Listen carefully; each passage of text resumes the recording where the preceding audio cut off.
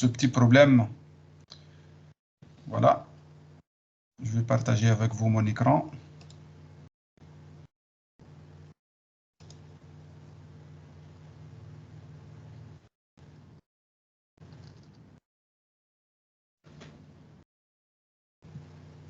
Voilà, est-ce que vous voyez mon écran maintenant? Vous voyez la présentation PowerPoint?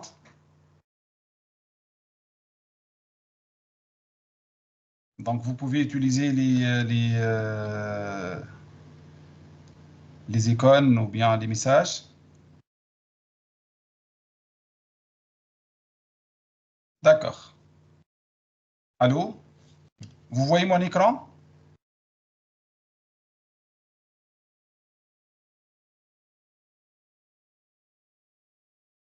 Mes amis? Oui, d'accord. Merci.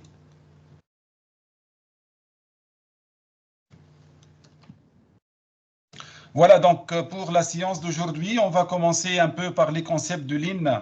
Donc, on va essayer de voir quelle est la différence entre le Lean Management, le Lean Manufacturing et Six Sigma. Et on va essayer de présenter quelques concepts de Lean. Pour ensuite enchaîner avec une petite introduction sur Six Sigma, sur les certifications et les niveaux de certification existants partout dans le monde. Et vous pouvez, à la fin de la séance, vous pouvez passer l'examen de certification White Belt, CSSC, Council for Six Sigma Certification, qui est un organisme américain.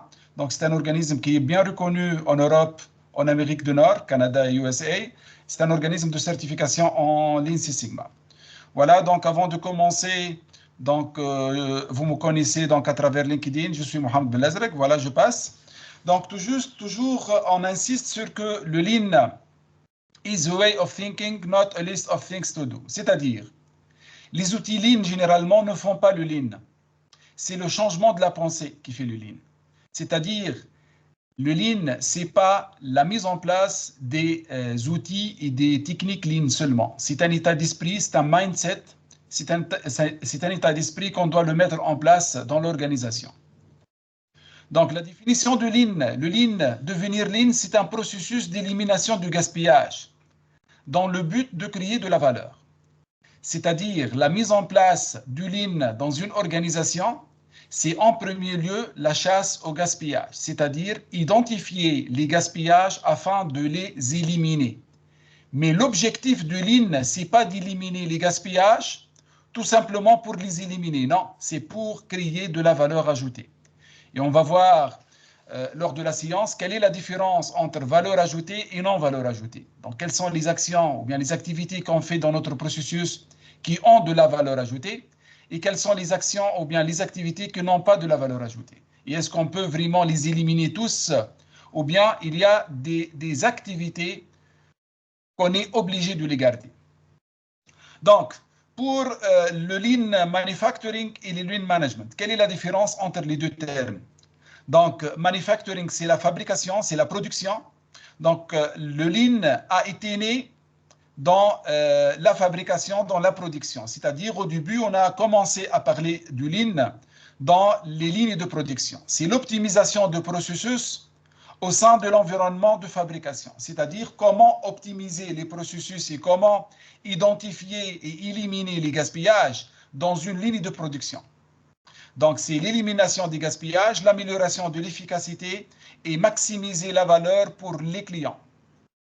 Donc, on a impliqué des stratégies telles que le just-in-time, la production just-in-time, telles que le Kanban, telles que la cartographie des chaînes de valeur, l'amélioration continue, Kaizen. Donc, on va définir tous ces termes.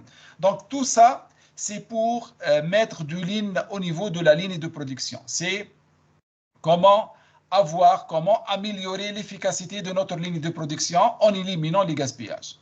Donc, l'objectif, c'était de réduire les stocks, donc les stocks intermédiaires, le stock en cours, minimiser les délais de production et augmenter la productivité sur terrain. Donc, c'était les trois objectifs du Lean Manufacturing. Mais ensuite, on a vu la naissance du Lean Management, qui s'applique ou bien qui applique les principes de Lean à travers des processus métiers et des fonctions organisationnelles dans tous les services de l'organisation. C'est-à-dire, on ne parle plus de Lean au niveau de la ligne de fabrication seulement, mais on parle de Lean même au niveau de management, au niveau des services, même les services support. Donc, on parle du Lean au niveau du service ressources humaines, au niveau du service qualité, au niveau du service comptabilité, au niveau de la direction générale, au niveau de gestion des projets, etc. Donc, se concentre sur l'élimination des gaspillages, l'amélioration de la qualité et le renforcement des performances globales dans tous les aspects d'une organisation, dans tous les services, dans tous les bureaux. Même on parle du Lean administration.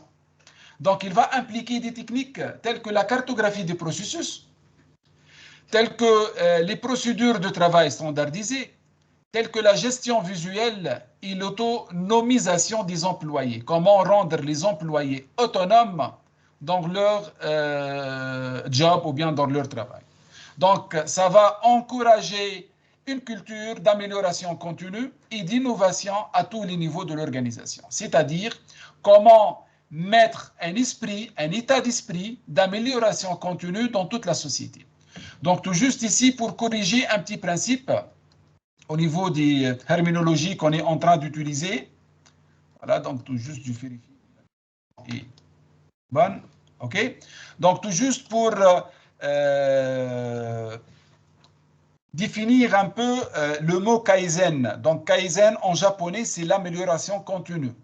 Donc, l'amélioration continue, ce n'est pas le Lean. Donc, j'ai vu à plusieurs reprises qu'il y a des gens qui parlent que le Lean, c'est l'amélioration continue. Non, le Lean, c'est l'élimination du gaspillage en créant de la valeur ajoutée.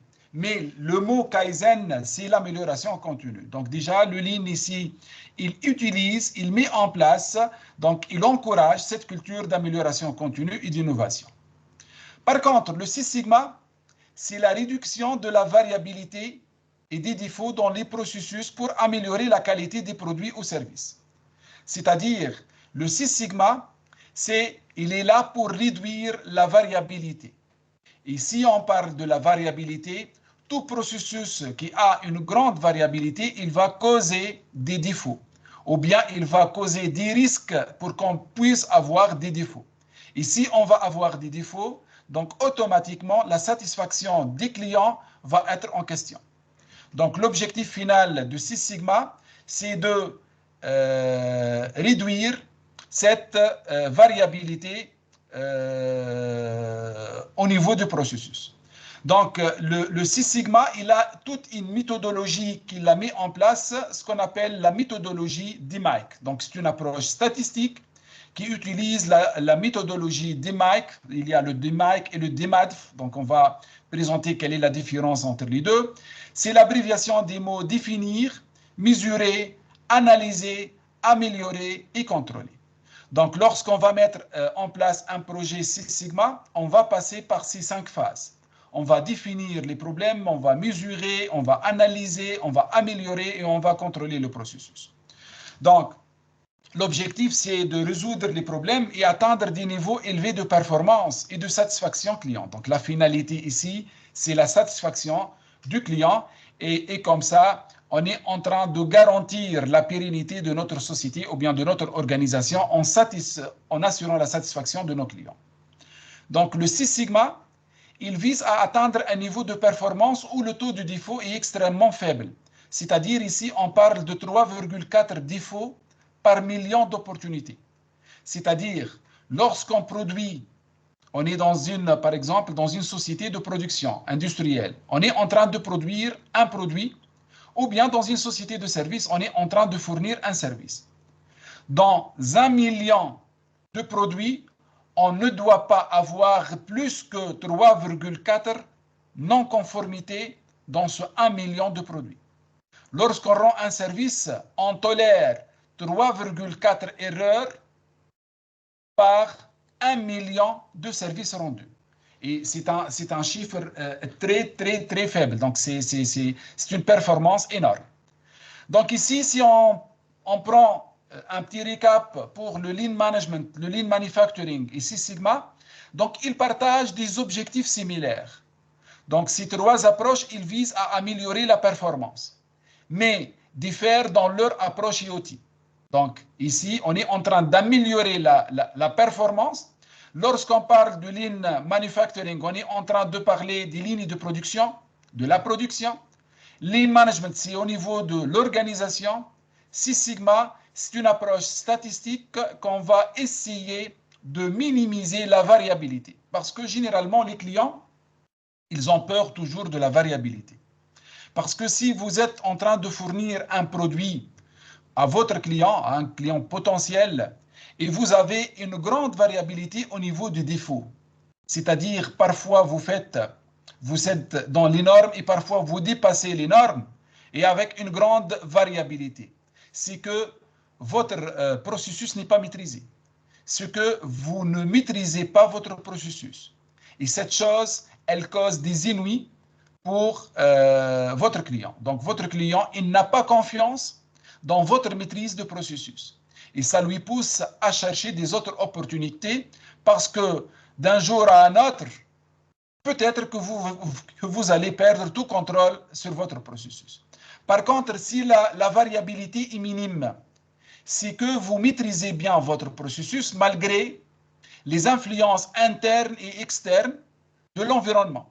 C'est-à-dire malgré les défauts des machines, malgré les jours de congé, malgré, par exemple, le turnover de votre main-d'œuvre, malgré les problèmes logistiques au niveau mondial, malgré tout ça, vous gardez la même performance, c'est que vous maîtrisez bien votre processus et ça donne confiance à votre client. Donc, une combinaison des deux méthodologies, si on combine ici la méthodologie Lean avec la méthodologie Six Sigma, ça donne le nom Lean Six Sigma. Et on peut bénéficier des avantages complémentaires. C'est-à-dire, on peut réduire la variabilité par la mise en place d'une approche statistique qui est le Six Sigma en utilisant la méthodologie d'EMAIC, tout en utilisant les outils et les techniques proposées par Lean pour mettre en place cette culture d'amélioration continue dans l'organisation. Donc, c'est une approche, le Lean Six Sigma, c'est une approche qui vise des résultats optimaux en termes de qualité, coût et délai. Donc, toujours, on parle de ce triangle qualité, coût, délai. Donc, c'est le souci de toute organisation, c'est le souci de tous les clients, c'est l'objectif final d'avoir une meilleure qualité avec le minimum coût dans les délais raisonnables ou bien les délais qu'on a mis dans le contrat ou bien en accord avec nos clients. Voilà, donc pour commencer au niveau de gaspillage, on a déjà 7 types de muda. Les muda, ce sont les gaspillages. Donc gaspillage en japonais, on l'appelle muda. Donc on a 7 types de muda et on va parler d'un 8e type aussi. Donc les principes de Lean allaient de pair avec les principes de Six Sigma. Donc ils sont alignés. Bien que le Lean a été développé en tant que concept de réduction du gaspillage, dans un environnement de fabrication, le Lean Manufacturing, les idées de la gestion des processus Lean peuvent être appliquées à tout processus impliquant le mouvement ou la création de biens ou de services. Donc, la mise en place du Lean peut être dans n'importe quelle société ou bien organisation, quelle que soit sa nature, ou bien la nature du service qu'elle peut lui rendre. Par exemple, on peut mettre en place un projet Lean dans un hôpital universitaire, dans un polyclinique, dans une municipalité, dans un ministère, dans une faculté, dans une université, dans une usine de fabrication de câblage automobile, dans une usine dans le domaine aéronautique, dans l'industrie pharmaceutique, dans une compagnie aérienne, dans un aéroport, etc. Donc, dans n'importe quel emplacement où il fournit des services et des produits, on peut appliquer le Lean. Cela est vraiment même si ces services sont virtuels ou numériques, tels que dans un processus de flux de travail informatisé. Même dans des choses virtuelles, on peut mettre en place cet esprit de Lean. L'une des façons que Lean est similaire à Six Sigma, c'est que cela concerne des améliorations continues appelées Kaizen en japonais. Il est traduit par changer pour le mieux avec des petits pas. Donc le Kaizen, déjà on a un proverbe tunisien, désolé pour les Marocains, les Algériens et les autres nationalités, donc je vais parler un tout petit peu en tunisien, mais on s'est mis d'accord au début de la séance que cette séance sera une séance à 100% en français parce que la dernière formation a été en arabe. Donc, déjà en Tunisie, on dit Alf Khatwa ou la Tengiza, donc 1000 pas. Donc, c'est plus sûr que faire un grand saut. D'accord? Donc, le Kaizen, c'est de faire des petits pas d'amélioration, mais il ne faut pas passer au deuxième pas sans rassurer le premier pas, c'est-à-dire le standardiser, le rendre standard pour ne pas avoir ce recul en arrière. D'accord? Donc le Kaizen, c'est changer pour le mieux avec des petits pas d'amélioration. Donc c'est l'amélioration continue.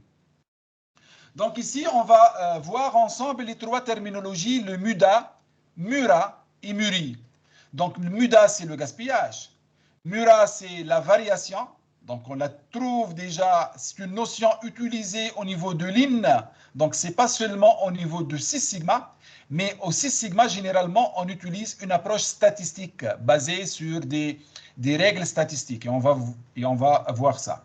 Et MURI, c'est la surcharge. D'accord? Donc, MUDA, c'est le gaspillage. MURA, c'est irrégularité ou bien variation ou bien fluctuation. MURI, c'est la surcharge. Donc, on va essayer de définir et donner des exemples de chacun de ces familles. On va commencer par les 7 MUDA. Donc, pour les 7 MUDA, déjà, on parle maintenant de 8 MUDA. Donc, c'est l'abréviation de Team Mood. Team Mood, ce sont les premières lettres de chaque MUDA. C'est Transportation, Inventory, Motion, Waiting, Overprocessing, Overproduction, Defects. Donc, on va essayer de donner un exemple pour chacune de ces types de MUDA. Donc, pour la transportation, ce sont les déplacements inutiles ou ce qu'on appelle déplacement d'objets. C'est-à-dire, au niveau du transport, transporter des informations ou bien du matériel par courrier, par chariot ou à pied. Je vais donner 3 exemples ou bien 2 exemples dans le manufacturing et dans les sociétés de services et on va voir l'impact sur l'environnement. Donc au niveau du manufacturing, transporter des produits entre des unités de travail, déplacer des pièces pour les stocker. Par exemple, si vous avez, supposons qu'on est dans un contexte d'une société industrielle, manufacturière, et on a une grande distance entre le magasin matières premières et la ligne de production. Et on a toujours cette perte de temps pour transporter les produits matières premières du magasin vers la ligne de production. Et après produire, après la valeur ajoutée qu'on va mettre à cette matière première, et on obtiendra un produit fini, on va aussi le transporter pour le magasin export. Et le magasin export, il est un peu loin de la ligne de production. Donc ici, on peut faire nos calculs et voir est-ce qu'on est en train de perdre dans cette opération de transport ou non. Et est-ce qu'on peut optimiser cette opération de transport ou non. Pour les services, envoyer des courriers pour trouver la bonne personne, déplacer des fichiers à différents endroits, obtenir des signatures physiques, etc. Donc ce sont des opérations de transport qu'on peut éliminer ou bien qu'on peut minimiser. C'est-à-dire, par exemple, pour envoyer un courrier ou bien un email, il va passer par plusieurs agents.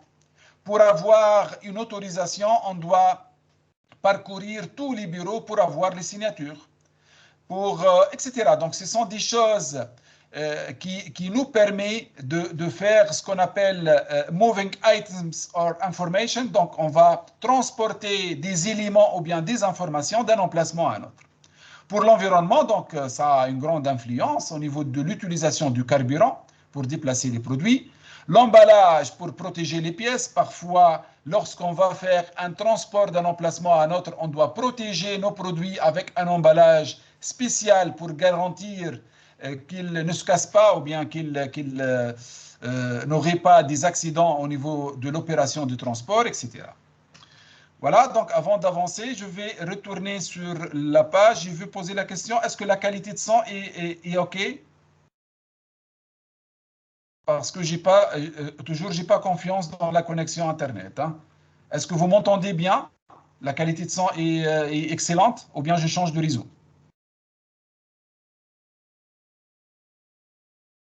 Yasmine m'a dit oui. OK, d'accord.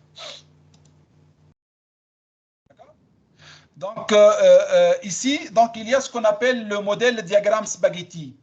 Le modèle diagramme spaghetti, c'est une opération, donc c'est un modèle qu'on peut faire pour visualiser le flux de personnes, ou bien des matériaux, ou bien des documentations et des produits dans vos processus, ainsi que la manière dont ces éléments interagissent entre eux. Prenons la première image qui est à gauche. Donc, on a ici un énorme flux. Supposons ici qu'on est en train de calculer les distances parcourues par les employés, par les opérateurs. Vous voyez ici qu'il y a plusieurs va-et-vient. Donc, on va essayer de chronométrer tout ça en utilisant un chronomètre et un mètre. Et avec le layout de l'usine, pour calculer combien de kilomètres a fait chacun des opérateurs et faire le cumul. D'accord? Dans 8 heures de travail, ou bien dans une commande, combien de distance va parcourir les opérateurs entre un poste de travail et un autre. Et on va essayer d'améliorer notre layout. Voilà, vous voyez, donc on a un peu changé ici. Donc on va essayer de changer notre layout afin de minimiser tous ces va-et-vient. Donc, on peut même changer le sens du flux, on peut changer des postes de travail, etc. Donc, tout juste l'objectif, c'est d'alléger ce diagramme spaghetti. Donc, vous voyez ici, c'est comme le spaghetti. Donc, d'alléger le diagramme de spaghetti. Et comme ça, on est en train d'identifier les déplacements inutiles et essayer de trouver des solutions afin de les réduire. Donc, je ne dis pas afin de les éliminer à 100%, mais au moins laisser tout simplement les mouvements obligatoires. D'accord? Les déplacements obligatoires. Maintenant, le deuxième MUDA, c'est l'inventory. Les articles d'une grande quantité doivent être immédiatement traités ou utilisés. Donc ici, c'est le problème de stockage. Donc ici, on parle même donc l'essentiel ici, c'est on parle surtout du stockage intermédiaire, le stockage entre les postes de travail. Donc parfois, on trouve dans un processus, on trouve un goulot d'étranglement. On va trouver un bottleneck, un poste de travail dans lequel, avant ce poste, on va trouver un stock en cours énorme. Parce que la vitesse des employés qui sont avant ce poste de travail est supérieure à la vitesse de cet opérateur, parce qu'il a une tâche peut-être un peu longue, parce que la machine sur laquelle il est en train de travailler, elle nécessite plus de temps. Elle est, par exemple, elle a des contraintes de ne pas accepter qu'un nombre bien déterminé de pièces, etc. Donc, on peut trouver plusieurs problèmes. Mais le grand problème ici, c'est le bottleneck, ce goulot d'étranglement. Donc, matériel ou information en attente de traitement, donc ils vont être stockés.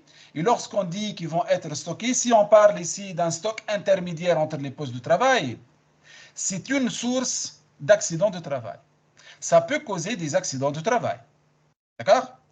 Deux, ce stock, il a un coût de stockage parce qu'on a besoin de plus d'espace pour stocker et parfois on a besoin des conditions bien déterminées pour pouvoir stocker. De la climatisation, du chauffage, etc. Même on doit avoir des palettes sur lesquelles on va mettre ce produit, des cartons, etc. Donc on peut avoir des investissements supplémentaires pour assurer un stockage dans les normes pour le stock en cours. La chose qui cause des investissements supplémentaires, donc c'est du gaspillage, c'est de la perte, et aussi elle peut causer des accidents de travail. Donc ici, au niveau de management, surtout dans les cas des incendies, etc. Donc ici, dans le cas de manufacturing, des produits dans la file d'attente pour la machine, des pièces dans l'entrepôt en attente de fabrication. Au niveau de service, par exemple, liste des tâches à accomplir, des courriers non lus, des messages vocaux, etc. Donc tout ce qui est stockage va causer des problèmes. Donc les articles doivent être stockés dans leur emballage, dans une pièce chauffée ou bien une pièce refroidie et éclairée. Donc tout ça, il va gêner l'environnement parce qu'on va utiliser plus d'énergie pour conditionner ces stocks en cours. Donc ici, le stockage, c'est un gaspillage. Donc ici, lorsqu'on parle du gaspillage, on va voir après qu'il y a des méthodes qu'il faut utiliser pour éliminer tout ce qui est stockage, pour minimiser le maximum possible le stockage en cours et rendre le processus fluide de telle sorte qu'on ne trouve pas des stocks intermédiaires. Au niveau de motion, maintenant, les mouvements inutiles. Donc, tout mouvement qui n'ajoute pas de la valeur au produit ou bien au service. Tendre le bras, charger des outils, problèmes ergonomiques, passage d'un programme informatique à un autre, recherche des fichiers, etc. Donc, par exemple, prenons le cas, par exemple, d'une banque ou bien d'un hôpital. Il y a des hôpitaux, lorsqu'on fait l'enregistrement d'un patient, donc surtout dans les polycliniques, donc dans 2 minutes, vous êtes enregistré. Et vous pouvez entrer et vous pouvez être orienté au service convenable. Par contre, dans des hôpitaux étatiques, parfois, vous allez investir 10 minutes pour être enregistré parce que l'agent de saisie, il va passer d'une fenêtre à une autre pour introduire vos informations. Et parfois, il y a des informations redondantes. Il demande 2 ou 3 fois votre numéro d'assurance. Il demande de taper votre nom et prénom malgré qu'il a pu mettre votre identifiant unique. Mais il n'a pas une base de données de laquelle il peut avoir vos informations qui ne sont pas confidentielles, etc. Et même lorsqu'il passe d'une fenêtre à une autre, donc c'est une perte de temps. Donc généralement, même au niveau informatique et au niveau développement, on essaye d'être lean. On essaye de mettre des informations dans une seule fenêtre pour accélérer un peu l'opération de saisie des informations. Et vous voyez maintenant qu'au niveau des grandes surfaces et au niveau de plusieurs magasins, on est en train d'utiliser de la nouvelle technologie, donc comme le barcode ou bien le QR code, etc. Donc ce sont des choses qui sont lean. Et j'ai trouvé une fois un petit article qui parle du billet d'avion. Donc lorsque vous voyez le billet d'avion, donc vous ne pouvez pas, donc le billet d'embarquement, donc c'est pas bien présenté, c'est pas lean. Donc parce que lorsque vous cherchez le numéro de gate, donc vous allez presque gaspiller 20 secondes pour trouver le numéro de gate, où est votre nom et prénom, etc., le numéro de la siège. Donc il y a une personne sur LinkedIn qui a proposé une nouvelle conception du billet d'avion. Donc c'était plus clair. Et d'un seul coup d'œil, on peut lire toutes les informations parce qu'il a utilisé ce qu'on appelle le management visuel. Donc, il a utilisé des images symboliques, des images qui peuvent donner une idée sur le contenu de l'information et on trouve des informations plus lisibles. Donc, dans l'environnement, donc, le retard entraîne des heures supplémentaires, les lumières et l'équipement restent allumés plus longtemps, etc. Donc, toujours avec des mouvements inutiles. Donc, on doit avoir des heures supplémentaires parce que l'opérateur ne peut pas terminer son travail à l'heure. Et comme ça, avec les heures sup, on va trouver du gaspillage de l'énergie. Donc, parfois, en travaillant sur l'ergonomie du poste de travail, on va éliminer ou bien on va minimiser les mouvements inutiles que l'opérateur est en train de faire. Parce que parfois, l'opérateur, il est en train de faire des mouvements pour prendre des outils et les utiliser. D'accord? Donc, il fait 2-3 pas pour avoir une pince, utiliser cette pince, la rendre à sa place, etc. Donc, on peut travailler plus sur l'ergonomie du poste de travail et comme ça, on peut gagner plus au niveau du temps. Donc, ces 3-4 secondes à chaque produit qu'on est en train de produire s'accumulent. Donc, à la fin de la poste, après 8 heures de travail, s'accumule. Donc, ça peut donner 20 minutes ou bien 25 minutes de perte. Donc, l'attente, les gens attendent des articles, patients, fournitures, échantillons à traiter, etc. Donc, le waiting, ou bien ce qu'on appelle le temps d'attente, c'est le temps passé à attendre les éléments nécessaires à l'accomplissement de la tâche. Parfois, on est en train d'attendre une information pour faire un acte. On est en train d'attendre du matériel, ou bien de la fourniture, ou bien des composantes, ou bien des produits pour pouvoir faire votre travail. Donc ici, l'attente de l'arrivée de ces pièces, ou bien l'attente d'une confirmation, ou bien l'attente d'une information, ça cause un gaspillage et surtout dans un travail à la chaîne. Si on est en train de travailler dans une chaîne de travail, on a deux problèmes ici. Le premier problème, c'est qu'il y a une personne qui est en train d'attendre la personne précédente, et ici on a une relation généralement dans les industries, on met une relation client-fournisseur interne. C'est-à-dire, lorsque vous allez recevoir un article de votre précédent dans le poste de travail, il s'appelle votre fournisseur et vous êtes son client. Et on va voir ça au niveau de l'assurance qualité. Donc, c'est à vous de faire les contrôles, les premiers contrôles nécessaires. Si vous êtes en train d'attendre à chaque fois 15 secondes ou bien 20 secondes de plus, parce qu'il prend 1 minute 30 pour faire son job et vous prenez que 1 minute 15, c'est qu'il y a un problème au niveau de l'équilibrage des postes de travail. Et ça va causer un problème au niveau de la motivation. Parce que votre fournisseur interne, il va être démotivé parce qu'il a une charge de travail plus que vous. Et vous pouvez prendre plusieurs pauses café ou bien pauses cigarettes. Et lorsque vous revenez, vous pouvez rectifier ce temps que vous avez perdu. Dans 10 ou bien 15 minutes, vous pouvez rectifier ce temps. Si on prend le cas inverse, si votre prédécesseur, il prend 1 minute 15 seulement, et pour votre tâche, 1 minute 30, on va trouver le problème qu'on a vu, le stock en cours. Donc, lui, il termine chaque pièce après 1 minute 15. Il vous fournit la pièce, mais vous êtes déjà dans la pièce numéro N-1. Donc, après un certain temps, après un cumul d'1 heure ou bien 1 heure et demie, vous allez avoir un stock énorme parce qu'à chaque pièce, vous perdez, à chaque 1 minute 30, vous perdez 15 secondes. Et comme ça, peut-être que vous n'allez pas prendre vos pauses pour pouvoir terminer ce stock. Et ça cause aussi des conflits entre les personnes qui sont en train de travailler, et c'est à éliminer. Parce que ici, dans l'équilibrage des postes, il faut bien calculer les tâches afin de mettre le même temps de production pour tous les opérateurs. Et comme ça, on peut garder un temps équilibré entre tous les postes de travail pour ne pas causer des problèmes d'attente et pour ne pas causer des problèmes de stock en cours. Voilà, donc ici, l'inventaire peut nécessiter un emballage et un espace de stockage. Donc ici, on est en train de, donc le même problème. Donc overprocessing, c'est quoi le overprocessing? C'est utiliser l'effort aux activités qui ne sont pas nécessaires dans le processus. C'est-à-dire, on a un traitement excessif. Effort étant consacré au traitement d'informations et des matériaux qui n'apportent aucune valeur ajoutée. Ce qu'on appelle aussi la surqualité. Parfois, on est en train de faire des choses qui ne sont pas demandées par le client. Est-ce que vous êtes payé pour faire ça? Non.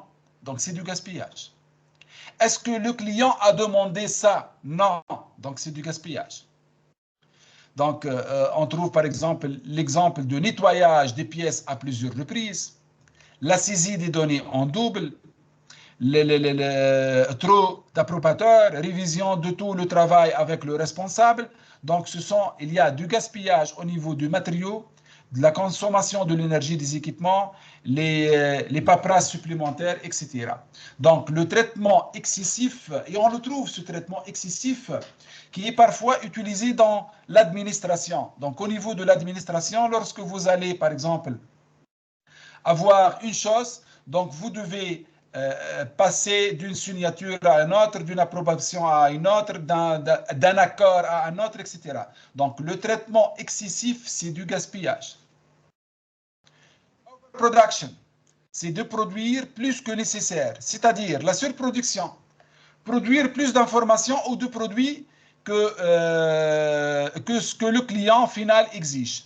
Donc, parfois, parce que maintenant, on est en train de parler de la production ou bien d'un flux tiré. C'est quoi le flux tiré? Donc avant, on a parlé du flux poussé. Le flux poussé, c'est de produire, stocker dans le magasin export et après livrer au client ou bien vendre au client. Mais maintenant, on est en train de parler du flux tiré, c'est-à-dire on ne produit que le besoin du client, que le besoin confirmé du client.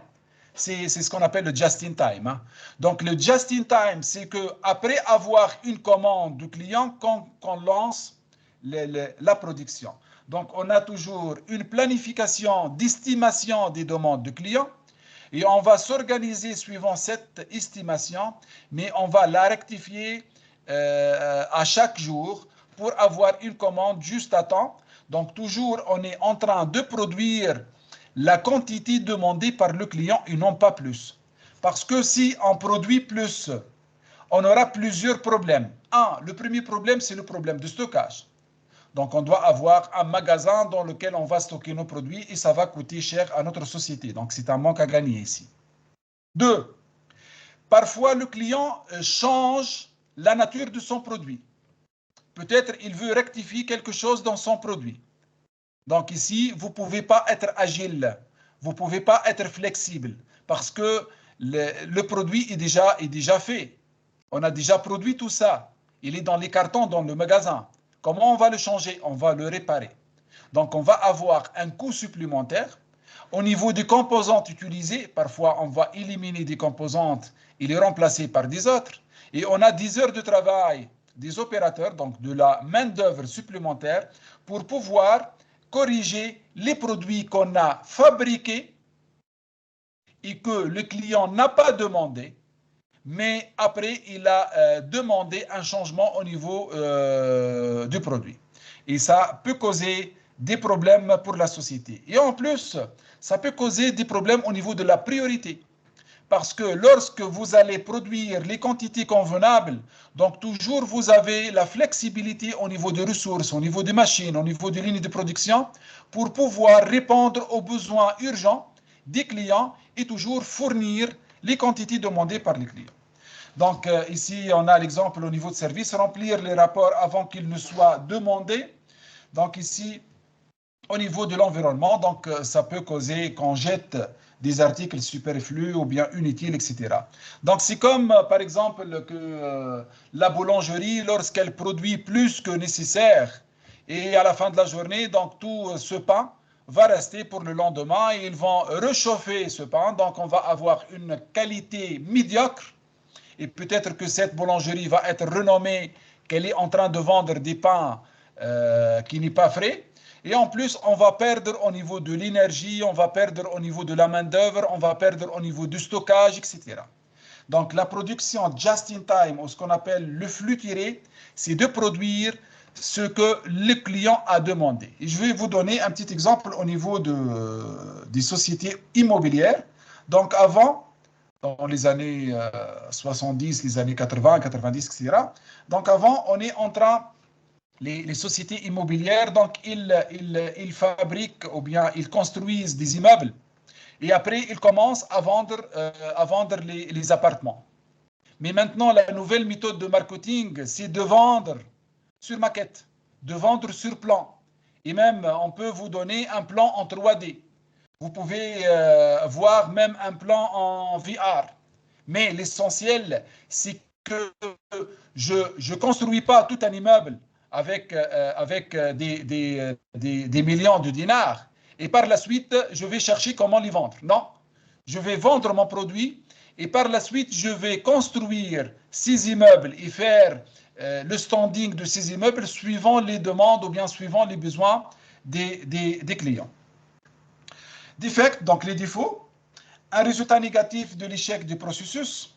Les défauts, donc, c'est le temps passé à réparer ou bien à refaire le produit ou les informations. Par exemple, on a une fabrication d'une mauvaise pièce, donc ce qu'on appelle non-conformité. Une pièce qui n'est pas conforme, donc on doit la réparer ou bien l'ajouter et reproduire une nouvelle pièce.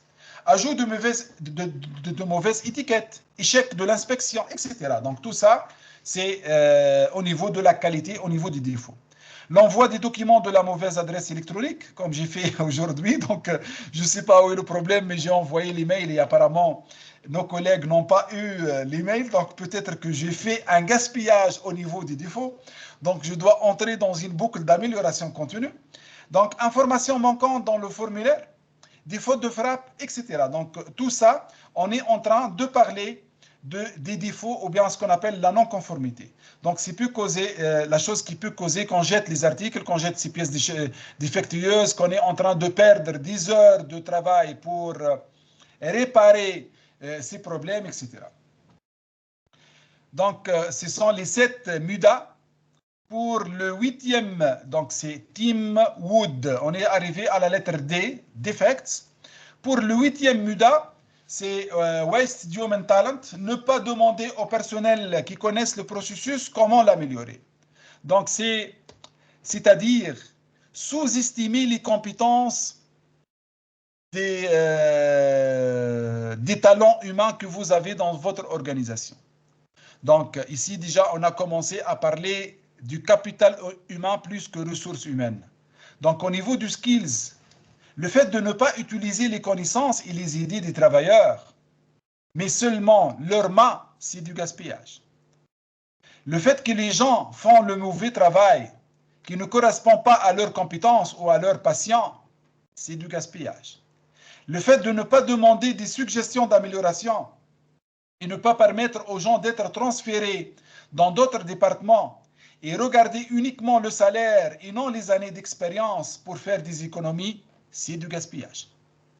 Donc, il y a des sociétés, par exemple, qui ont la culture de changer chaque 2-3 années, ils changent les opérateurs. Donc, ce n'est pas au choix parce que les opérateurs, après 2-3 années, ils quittent cette société pour chercher des autres opportunités de travail.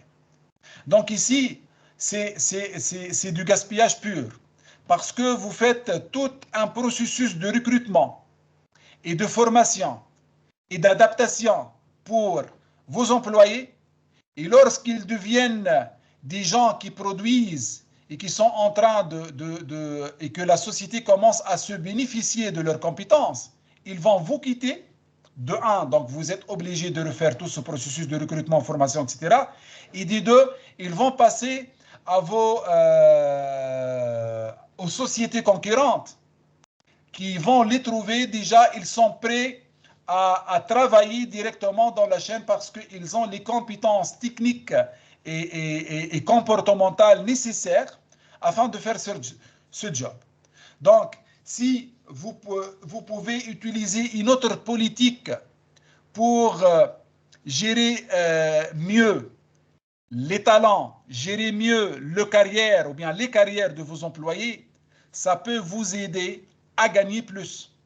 Donc, la mauvaise utilisation et la sous-estimation des compétences des employés, c'est un gaspillage. Donc, on l'appelle skills. Donc, ici, on sous-estime la capacité des opérateurs qui sont des hommes de terrain, qui sont en train de travailler durant 20 années dans cette ligne de production sur cette machine.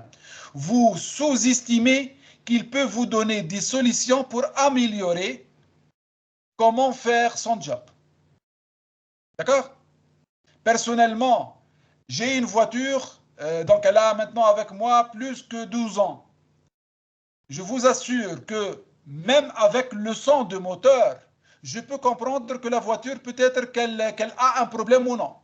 Parce qu'en utilisant, ou bien en faisant un job, en faisant un travail durant 20 années, sûrement qu'on est le meilleur, la meilleure personne à juger comment on peut améliorer. Donc les managers, ils doivent entendre les opérateurs afin d'essayer de mettre en place des opérations d'amélioration et de donner aux opérateurs cette force de proposition des solutions.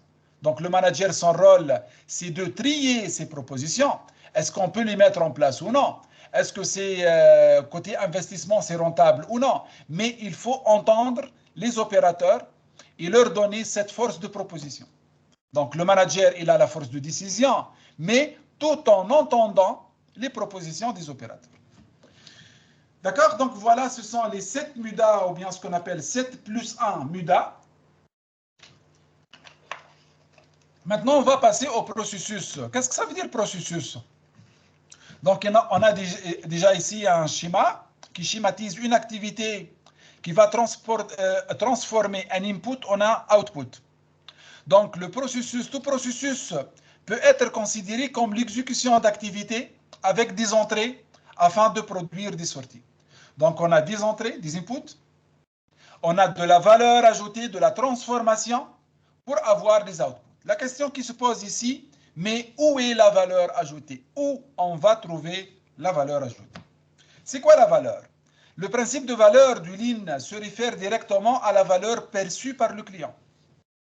Le Lean, il définit le mot valeur des activités qui sont perçues par les clients, des activités qui sont payées par les clients. Mais toute activité qui n'est pas payée par le client, on ne l'appelle pas valeur ajoutée. Donc, offrir au client ce qu'il attend. Et non pas ce que notre outil de production nous permet aujourd'hui de le faire.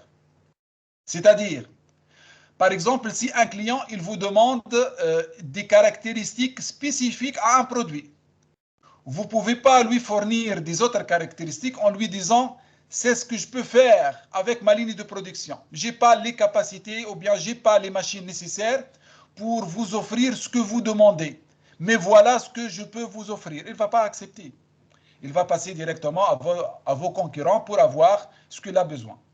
Donc, aligner la production sur ce que de la valeur pour le client. Donc, on doit aligner notre production sur les valeurs demandées, les valeurs ajoutées demandées par le client et non pas sur les gaspillages ou bien la non-valeur ajoutée. Éviter la non-valeur, c'est-à-dire tout ce qui est mis en œuvre pour fabriquer le produit ou le service, mais qui n'apporte pas de la valeur au client, en se référant au MUDA, bien entendu. Donc, lorsqu'on met notre ligne de production devant nous, on va essayer d'identifier les MUDA, les gaspillages. On va essayer de les éliminer pour ne laisser que les activités à valeur ajoutée. Donc, on a toujours cette balance. Donc, on veut augmenter le pourcentage de la valeur ajoutée par rapport à l'ensemble des activités qu'on est en train de faire. C'est-à-dire la valeur ajoutée, ce que le client est prêt à payer. Mais toujours, on essaye de diminuer, de minimiser la non-valeur ajoutée. C'est ce que le client n'est pas prêt à payer. Donc toujours, on est dans cette balance. Augmenter le maximum possible la valeur ajoutée, le rapport de la valeur ajoutée par rapport à l'ensemble des activités et minimiser la non-valeur ajoutée.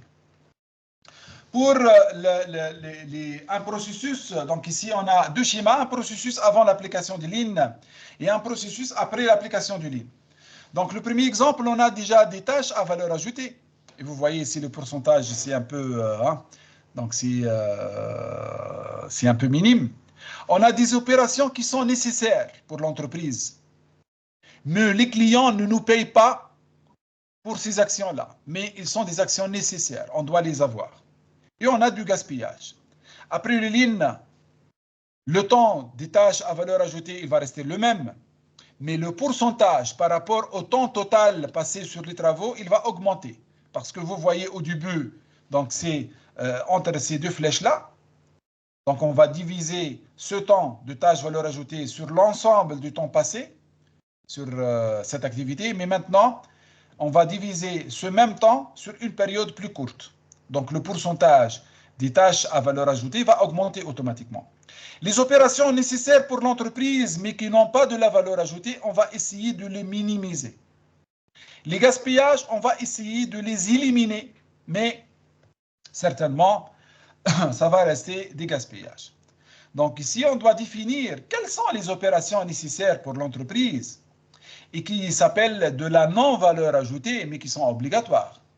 Par exemple, transporter un produit de la ligne de production au magasin export. Est-ce que les clients vous payent sur cette action? Est-ce que vous allez lui dire que je vais augmenter 2 $ sur la pièce parce que le magasin d'export est un peu loin de la ligne de production et ça me coûte cher de le transporter parce que le magasin d'export, c'est loin d'une usine de 5 km et on a une charge supplémentaire? C'est votre affaire. Mais pour vous, c'est une opération nécessaire. C'est obligatoire de transporter les produits de la ligne de production vers le magasin export. Mais ici, on va essayer de minimiser ça. Comment le faire? D'essayer de mettre un magasin export qui est très proche de la ligne de production. Et on va essayer de transporter ces cartons manuellement et non pas avec des engins pour gagner au niveau du carbone, au niveau de l'électricité.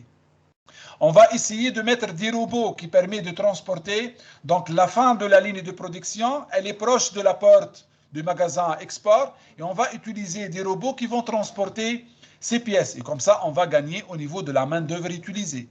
Donc, ce sont des choses qu'on va essayer de les minimiser afin d'avoir un rapport plus élevé au niveau des tâches à valeur ajoutée.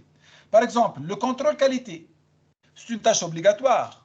On ne peut pas avoir une ligne de production avec une efficacité au niveau de la non-conformité sans faire du contrôle, sans avoir un service qualité. Mais est-ce que le client il est prêt à vous payer parce que vous faites de l'inspection sur vos produits?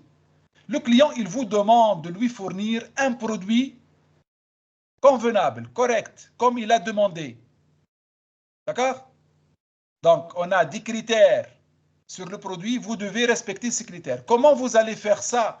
Vous allez le produire dès la première fois correctement ou bien vous allez faire de l'inspection? C'est votre travail. Donc, si vous avez des charges supplémentaires ici de qualité, de l'inspection qualité, de contrôle qualité, de assurance qualité, ce sont des opérations nécessaires pour l'entreprise, mais qui n'ont pas de la valeur ajoutée. Maintenant, au niveau du gaspillage, si on a un produit non conforme, c'est du gaspillage. Si on a des temps d'attente, c'est du gaspillage. Si on n'a pas reçu de la matière première et aujourd'hui, les opérateurs, ils ont travaillé seulement une demi-journée, on va les payer pour toute une journée. C'est du gaspillage. Donc, le gaspillage, c'est à éliminer. C'est de la non-valeur ajoutée à éliminer. Les opérations nécessaires pour l'entreprise, ce sont des opérations à non-valeur ajoutée à minimiser. Les valeurs ajoutées, donc on va les laisser. Par exemple, ici, on a dans le flux de production, tout ce qui est en rouge, ce sont des actions à non-valeur ajoutée, ce sont des gaspillages. Et tout ce qui est en vert, ce sont des actions à valeur ajoutée. Par exemple, ici, on a des stocks en cours très élevés, on a des temps d'attente, on a des mouvements inutiles, surproduction, rebut, opérations superflues, donc de la surqualité, transport, déplacement inutile, etc. Donc la surqualité, donc je répète, c'est d'ajouter de la qualité que le client n'a pas demandé. Donc vous êtes en train d'investir du temps, des pièces, du contrôle que le client n'a pas demandé. Donc c'est comme si vous demandez à un élève à choisir l'un des deux sujets. Dans un examen, vous donnez deux sujets et lui demandez de choisir entre le sujet 1 et 2. Et il va répondre sur les deux sujets. Est-ce qu'il va prendre 40 sur 20? Donc vous allez prendre l'un des sujets pour lui donner une note. Donc c'est de la surqualité. Donc il a gaspillé son temps dans une chose que vous n'avez pas demandé. D'accord? Voilà, donc c'était le MUDA. Donc on doit apprendre ces terminologies. Maintenant, on va parler du MURA. C'est quoi le MURA? C'est l'irrégularité. Donc MURA est synonyme de irrégularité, donc c'est la variabilité. C'est-à-dire les périodes où les employés ou les machines doivent être opérationnelles de manière intensive afin de répondre à un pic de demande ou respecter certains critères de performance. Les causes sont des plans de production irréguliers dus à des fluctuations des ventes, des temps de traitement ou un contenu de travail inégaux ou des volumes de production fluctuants en raison d'arrêts de machines et de pièces manquantes. Donc l'irrégularité peut avoir plusieurs causes. Donc ça peut être des pannes, ça peut être au niveau des commandes clients, ça peut être au niveau de la disponibilité des ressources humaines, ça peut être au niveau de la disponibilité de la matière première, etc. Donc on peut avoir, ça peut être à cause d'un problème externe au niveau de la logistique, au niveau des météos. Donc vous avez des pièces à recevoir aujourd'hui, mais à cause des météos, le bateau va se retarder 48 heures. Donc vous allez avoir de la variabilité au niveau de votre ligne de production parce que vous allez avoir deux ruptures et vous allez avoir une pièce au niveau de matière première manquante qui va vous causer un arrêt de la chaîne de production. Le MURA ici, il peut être la cause du MUDA ou bien du MURI. Donc le MURI, on va le voir, c'est la surcharge. Donc des activités à valeur ajoutée insuffisante MUDA surviennent lorsque les machines et les employés et le matériel sont maintenus disponibles malgré une faible utilisation. Donc ici, le MURA, c'est une cause du MUDA. Cependant, une utilisation supérieure à la moyenne, elle peut entraîner une surcharge. Le MURA, cette variabilité, si on l'utilise, par exemple, nos machines plus que l'habitude, ça peut causer des surcharges, ça peut causer des problèmes du MURI. Donc, on va voir ensuite qu'entre MUDA, MURI et MURA, on peut avoir une relation. C'est-à-dire, MURA, la variabilité peut causer des gaspillages et la variabilité peut causer des surcharges. C'est-à-dire, MURA peut causer du MUDA et peut causer du MURI. Le MURI, il signifie surcharger les personnes et les machines au-delà de la limite de charge naturelle. C'est-à-dire, les conséquences, on a de la mauvaise ambiance de travail, des problèmes de qualité, des accidents, des surcharges mécaniques, des pannes de machines, etc. Lorsqu'on surcharge une ligne de production avec des heures sup, ou bien on surcharge les machines, par exemple des machines qui demandent des repos, mais on ne peut pas les mettre en repos parce qu'on a une grande charge de travail. Ça peut causer des pannes, ça peut causer des accidents de travail. Et pour le personnel, si on travaille toujours avec des heures sup, ça peut causer des conflits. Ça peut causer une ambiance de travail un peu stressante. D'accord? Ce sont les conséquences des MURI. La gestion Lean peut ainsi intervenir en favorisant un cadre de travail sécuritaire et en instaurant un ensemble des standards afin d'éviter ce type de surcharge. Donc au niveau de Lean, on a des techniques et on a des outils qu'on va utiliser afin de réduire ou bien de minimiser les MURI, cette surcharge qui n'est pas demandée. Donc ici, on a le MUDA, MURA et MURI. Donc on a ici un exemple peut-être plus clair, plus ergonomique. Donc MURI, c'est la surcharge. Donc on est en train de charger le camion plus que sa capacité. Le MURA ici, la fluctuation, la variation, on a une camionnette avec 2 paquets et l'autre avec 4 paquets. Donc on a une variation. D'accord? Donc celle-là, c'est le double. Le MUDA, le gaspillage, on fait sortir 3 camionnettes pour transporter chacune 2 paquets. Donc on a ici déjà de l'espace pour mettre un autre paquet, mais on ne l'a pas utilisé. Pas du MURI, pas du MURA, pas du MUDA. Donc on fait sortir 2 camionnettes et chacune va transporter seulement 3 paquets. On n'a pas de surcharge, on n'a pas de variation entre les 2 camions et on n'a pas de gaspillage au niveau du camion. Donc c'est le résultat après l'utilisation du Lean.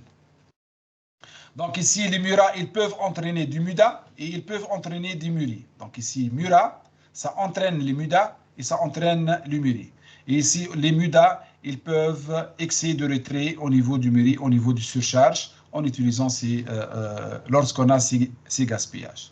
Donc ici, on a 7 gaspillages, c'est pas déchets, 7 gaspillages, dont l'abréviation c'est Tim Wood, et on peut ajouter un 8e qui est la sous-estimation des compétences ou bien des talents, ce qu'on appelle skills. D'accord? Voilà, c'était la première partie MUDA, MURA, MURI. Ce sont des normes très importantes, ce sont des choses très importantes au niveau de Lean et au niveau de la culture Lean. On va passer maintenant pour parler des 5 S. Les 5 S, c'est une approche Lean japonaise pour organiser un espace de travail. Donc, si vous travaillez dans une usine, par exemple, vous allez entendre toujours qu'on a un projet 5S. On doit mettre en place le 5S. Est-ce que vous avez respecté le 5S? On a un audit 5S, checklist 5S. Au niveau de la passation, on parle toujours du 5S lorsqu'on fait la passation d'un poste à un autre. Donc, le 5S, c'est quoi? C'est une approche qui permet d'organiser l'espace de travail, de sorte qu'en rendant un processus plus efficace et efficient, il deviendra plus facile d'identifier et de supprimer les MUDA. Donc, je vais vous donner ici un retour d'expérience. Lorsque vous descendez, donc vous êtes un consultant ou bien vous êtes un auditeur et vous allez dans une industrie pour mener un projet Lean. La première chose avec laquelle vous devez commencer, c'est le 5S. S'il n'y a pas de 5S au niveau du poste de travail, ce n'est pas la peine de commencer ce projet Lean. Parce que la première étape d'un projet Lean, c'est le 5S. On ne peut pas améliorer dans un poste de travail qui n'est pas organisé. Déjà, on ne peut pas identifier les gaspillages dans un poste de travail qui n'est pas organisé. Donc, la première chose, vous allez mettre en place un projet 5S et après ce projet 5S, vous allez voir avec vos yeux que tous les KPI vont augmenter. Même l'augmentation, elle peut atteindre même 20% dans quelques postes. Donc l'augmentation généralement entre 5-8% jusqu'à 8%, jusqu'à 20%. Les KPI, ce sont les indicateurs clés de performance. C'est-à-dire, lorsqu'on a un poste de travail dans lequel on a mis en place le 5S. Donc je vais essayer d'initier pas à pas la notion de 5S. Donc le 5S dans nos usines, les opérateurs, généralement, ils parlent de la propreté. Ils disent que le 5S, c'est la propreté. Donc, ce n'est pas la propreté, mais voilà, on va partir de cet avis. Donc, si on a un poste de travail qui n'est pas bien organisé, donc l'opérateur va perdre beaucoup de temps à chercher des outils, à chercher des pièces, où il a mis le pince, où il a mis le tournevis, où est la boîte d'outils, où est la pièce, où il va mettre la pièce, etc. Donc, ce temps qu'il est en train de perdre, si on organise bien notre poste de travail et on le rend standard, il peut travailler avec des yeux fermés. Parce que tout outil, il est mis dans sa place, à sa place. C'est comme chez nous, hein? C'est comme dans la voiture. Donc il y a des gens, lorsqu'il est en train de conduire, même sans regarder, il peut ouvrir la boîte à gants pour prendre, par exemple, la clé de l'autoroute. Donc cet appareil pour l'autoroute. Parce qu'il la met toujours dans cette même place. Il peut mettre sa main pour prendre la bouteille d'eau. Même au niveau de son bureau, donc il peut vous dire dans le deuxième casier quels sont les documents qu'il a ou bien les fournitures qu'il a. Mais il y a des gens, à chaque fois, il est en train de chercher d'ici et de là, il est en train de chercher son portable, il est en train de chercher ses clés, il est en train de chercher un email, il est en train de chercher un fichier, il est en train de chercher un document qu'il a téléchargé, mais il n'a pas classé ce document dans un dossier dans son poste de travail. Donc, toujours, il est en train de chercher quelque chose. Donc, c'est du temps qu'on peut gagner. Et même au niveau de la performance, cette chose, donc, ça peut abaisser votre concentration.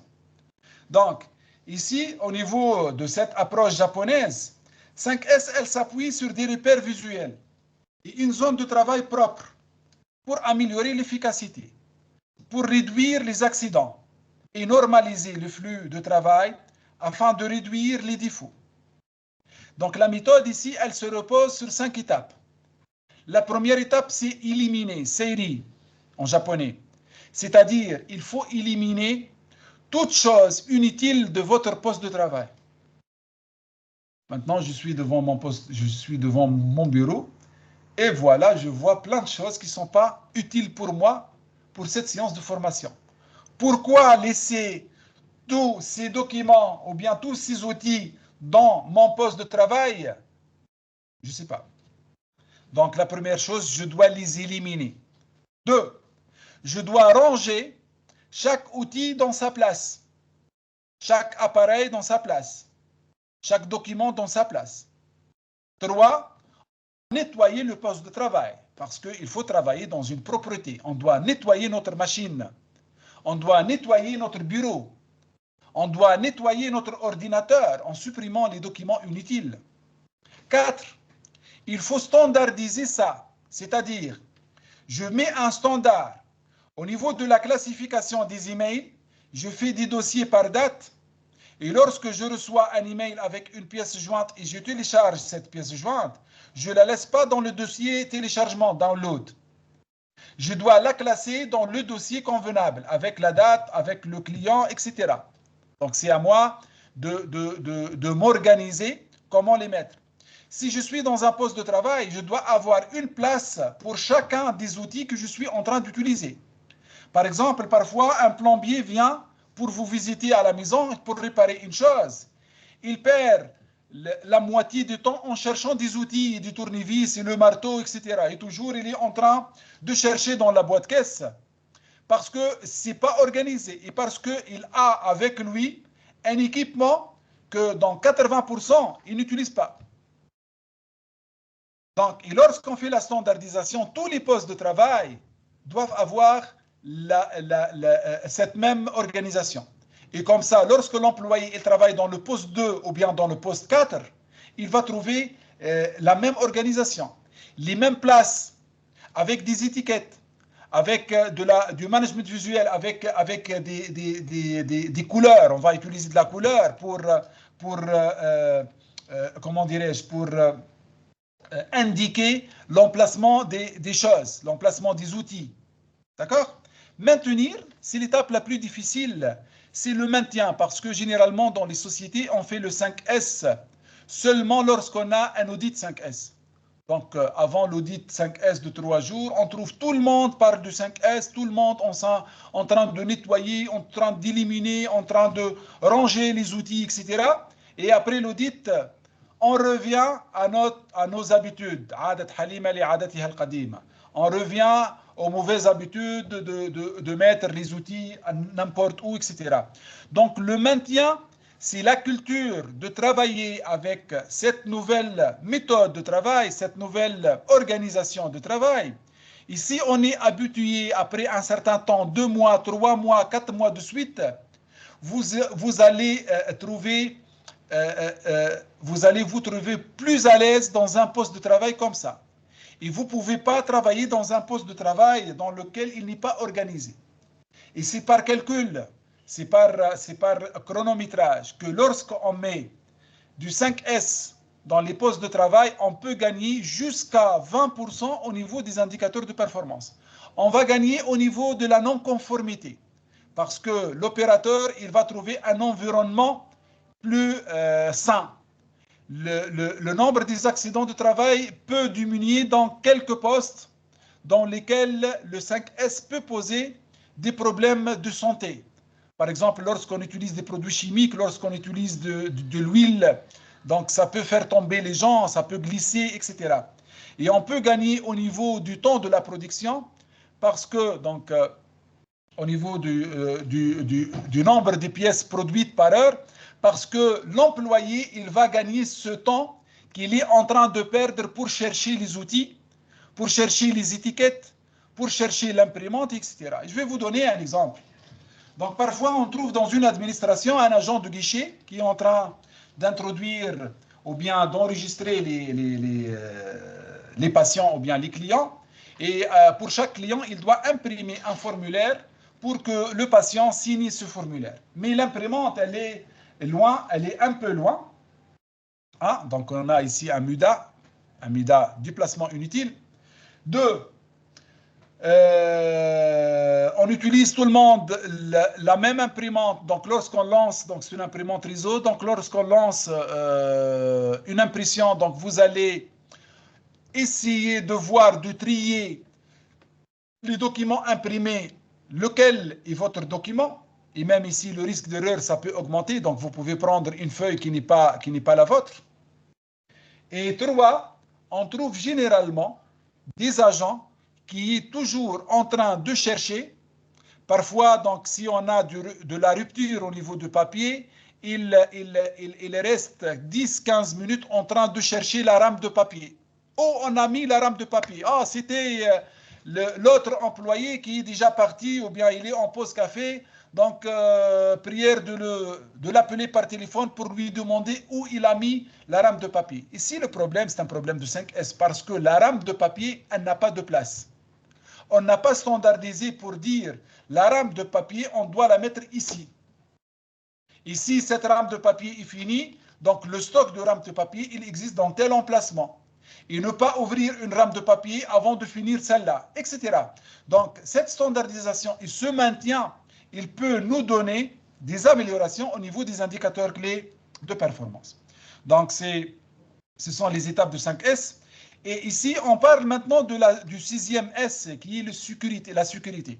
Donc, le 6e S, ce n'est pas dans l'enchaînement, ce n'est pas 1, 2, 3, 4, 5, 6, mais la sécurité, c'est d'éliminer en sécurité. Ranger en sécurité. Donc, ranger en sécurité, toujours lorsqu'on range, on met les choses lourdes en bas, les choses les plus petites en haut, etc. Donc, il y a des mesures de sécurité qu'il faut prendre en considération en rangeant. Nettoyer en sécurité, c'est-à-dire ne pas utiliser de l'électricité près de l'eau, ne pas utiliser des produits chimiques, etc. Standardiser en sécurité. Essayer de mettre des standards qui ne posent pas des problèmes de santé et des accidents pour les opérateurs. Maintenir en sécurité. Donc ici, on est en train de parler de la sécurité comme un 6e S, security. Donc un 6e S, mais c'est un S qui va se coller avec les différents S. Donc éliminer en sécurité, ranger en sécurité, nettoyer en sécurité, standardiser en sécurité et maintenir en sécurité. Et on va trouver ce schéma de 5S. Mais la méthode 5S, elle peut, donc, elle entre dans l'amélioration continue des tâches effectuées dans l'entreprise. Donc, la méthode 5S, elle permet de réduire et même d'éviter le désordre, la perte des documents, la détérioration du matériel et les accidents du travail. Donc, elle permet d'optimiser le temps de travail, elle permet d'optimiser les conditions de travail, les déplacements et indirectement le chiffre d'affaires. Parce que si on gagne au niveau des KPI, automatiquement, ça influence sur l'argent, sur le retour sur investissement, ou bien le coût du produit, ou bien le bénéfice de la société, etc. Donc, le 5S ici, c'est une culture. On trouve parfois des gens qui utilisent le 5S dans leur poste de travail, mais qui n'utilisent pas ce 5S dans leur voiture, dans leur maison, dans leur bureau, dans leur téléphone, même lorsqu'ils téléchargent des documents. Donc, à chaque fois que vous demandez « Est-ce que vous pouvez m'envoyer le document qu'on a parlé avant 2 mois ?» il reste 5 minutes en train de chercher le document parce qu'il n'a pas bien structuré comment il enregistre les fichiers qu'on fait download. Et parfois, on trouve des gens qui n'enregistrent pas des noms. Donc, lorsqu'il cherche quelqu'un, il ne sait pas est-ce qu'il a mis déjà le nom avant le prénom, ou bien le prénom avant le nom, ou bien il a enregistré en arabe, ou bien en français. Donc, il fait 2, 3, 4, 5 fois la recherche pour trouver cette personne. Et parfois, il trouve dans son téléphone un nom et il va poser la question, mais c'est qui Foulen Ben Foulen? Je ne connais pas, je ne me rappelle pas. Parce qu'il n'a pas bien déterminé une méthode standard d'enregistrement dans son carnet d'adresse. Donc, je suis sûr qu'il y a des gens parmi vous qui vont dire, ah, voilà, c'est déjà, j'ai ce problème. Voilà, donc on va voir un petit jeu. C'est un petit jeu 5S. Donc ici, donc je vais commencer le jeu. Voilà, donc on a ici un écran. Donc il nous demande dans 20 secondes d'essayer de sélectionner les alphabets en ordre, A, B, C, D, E, F, jusqu'à arriver à Z. Donc dans 20 secondes, donc c'est un peu ici, hein, c'est en désordre. Donc on est dans un poste de travail qui n'utilise pas ou bien qui n'applique pas le 5S. Voilà, il est, le compte à rebours c'est à 20 secondes. Je vais commencer, voilà, il a commencé. Donc on va chercher ensemble, donc le A, le B, le C, donc ici, voilà, le D, le E, le F, oui, le F, E, F. Voilà, le E, je pense que c'est celui-là, E aussi. Voilà, donc on est arrivé au niveau de E. Donc vous voyez, on est en train de travailler dans un poste de travail dans lequel il n'y a pas de 5S. A, B, C, D, E. On est arrivé à 20 secondes. Et déjà, on n'est pas sûr. Est-ce que le E existe 2 fois ou bien c'est autre chose? Maintenant, je vais avancer un peu qu'est-ce qu'on a fait ici? On a éliminé les choses qui ne sont pas des alphabets. Si vous voyez ici, on a des symboles, on a des caractères, donc qui sont pas des alphabets. Appartient, n'appartient pas, etc. Sigma, bêta, alpha, etc. Donc maintenant, on a éliminé tout ce qui est non nécessaire. Les choses qu'on n'utilise pas, on les a éliminées. Donc on a fait le premier S, éliminé. D'accord? On va refaire le travail maintenant. C'est un peu dégagé. Hein? Vous voyez, donc l'écran, c'est un peu dégagé maintenant. On va commencer. Voilà, donc le A, le B, le C, le D, le E, le F, oui, le F, le F, le F, le F, F, I, ou I, J, le K, I, J, K, K, K, K, celui-là, K, L, M, L. On est arrivé au niveau de L. Déjà, ici, il y a un avancement, il y a une amélioration. On était à E, maintenant on est à L. Vous voyez? Donc, si on arrive à éliminer les choses qui ne sont pas nécessaires dans notre poste de travail, on peut améliorer les indicateurs de performance. Ça commence à augmenter. D'accord? OK? Maintenant, il va les mettre en ordre. Qu'est-ce qu'il a fait? Il a fait, c'est comme on a dit au niveau du 5S, il a utilisé ce qu'on appelle le management visuel. Il a divisé l'écran en 9 carreaux. Et il va vous présenter que l'ordre c'est 1, 2, 3, 4, 5, 6, 7, 8, 9, 1, 2, 3, 4, 5, 6. Donc c'est dans cet ordre que vous devez chercher. Donc si on commence, c'est le A, après le B, après le C. Donc c'est un peu plus clair maintenant. Donc je vais commencer. Start. A, B, C, D, E, F, G, H, I, J, K, L, M, N, O, P, Q, R, S, T, U, V, W, X, Y. Voilà, X. On est arrivé au niveau du X. Vous voyez, donc avec le management visuel, avec la mise en ordre, ça a commencé à être plus clair pour l'opérateur. Vous devez marcher dans ce sens-là. 1, 2, 3, 4, 5, 6, 7, 8, 9. Et on revient. 1, 2, 3, ainsi de suite. Et on essaye d'utiliser des couleurs. Il y a des carreaux gris et des carreaux bleus pour aider l'opérateur à distinguer entre les carreaux. Vous voyez, donc on est arrivé au niveau de X. Il nous reste seulement Y, Z.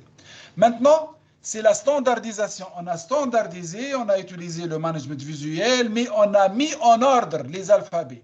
On les a mis en ordre. Donc, ce n'est pas la peine de faire ce tour 1, 2, 3 jusqu'à 9.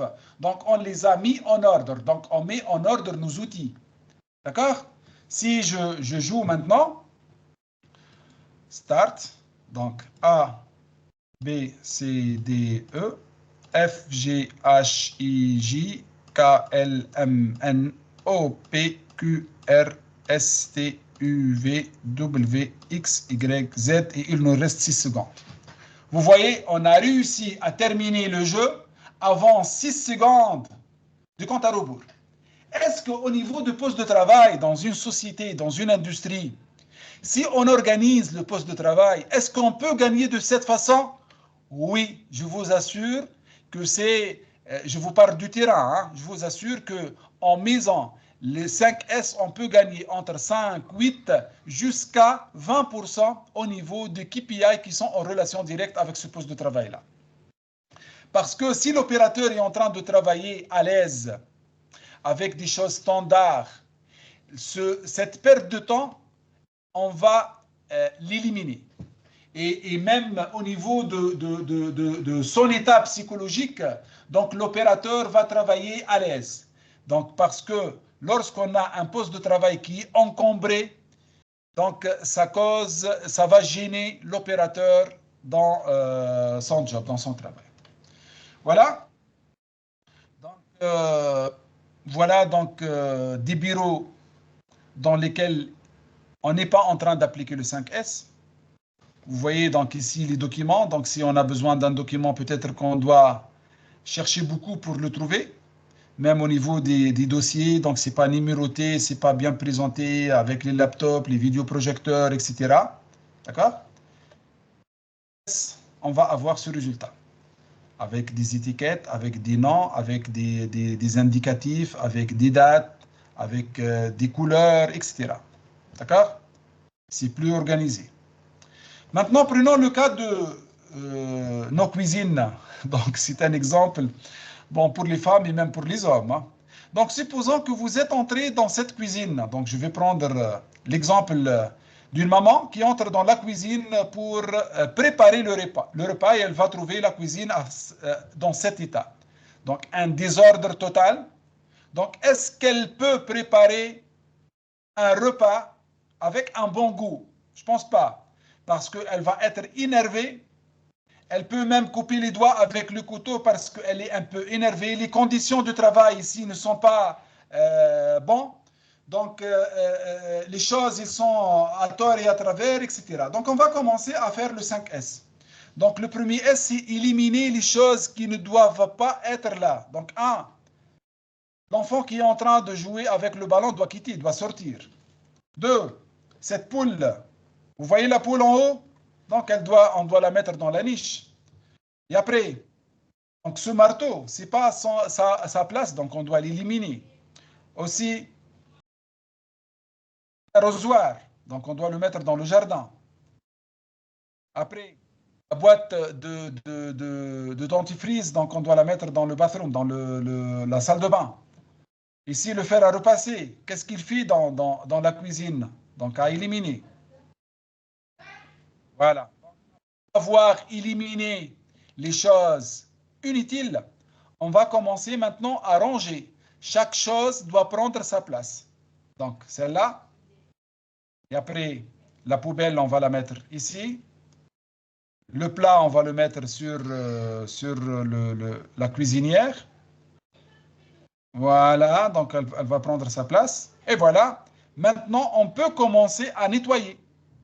Après ranger, on peut commencer à nettoyer. Donc, on va nettoyer les assiettes. On va nettoyer ici la toile d'araignée. On va nettoyer les saletés qui sont sur la cuisine. Ici, la saleté par terre. Et voilà, donc tout juste celle-là, on doit la nettoyer. Hein, donc, je l'ai oublié. Et voilà, on est arrivé à mettre en place le 5S. Donc, ici, on ne peut pas parler de standardiser. C'est comme vous voyez ici. Vous voyez, c'est un peu standard. Donc, chaque chose a sa place dans un ordre bien déterminé. Vous voyez ici, c'est standardisé. D'accord?